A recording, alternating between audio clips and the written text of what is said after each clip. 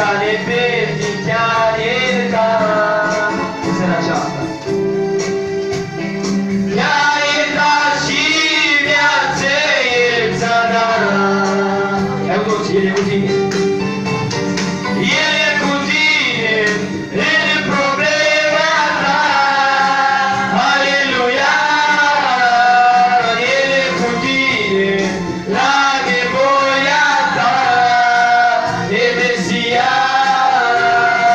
El te scapă de tot ce este. Căci Iisus e Fiul de Dumnezeu. Iisus e cu tine în problema ta. Aleluia! El e cu tine la nevoia ta. E Mesia, El te scapă de tot ce este. Căci Iisus e Fiul de Dumnezeu. Există cineva care te iubește în cer. Există cineva care nu te lasă să pierzi. Există cineva care mult te-a ajutat. Te-a iertat și viață El ți-a dat. Hai cu toți împreună, El e cu tine.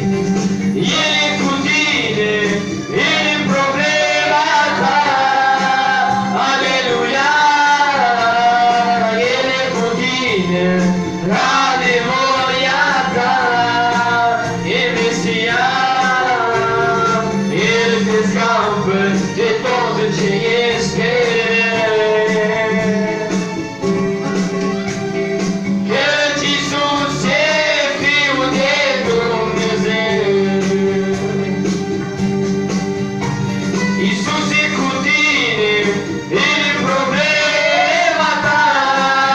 Aleluia! El e cu tine la nevoia ta. E Mesia, El te scapă de tot ce este rău. Căci Iisus e Fiul de Dumnezeu. Și nu uita, în orice problemă care vei fi tu sau eu, Dumnezeu este cu noi, lăudat să fie numele Domnului. Amin. Aleluia.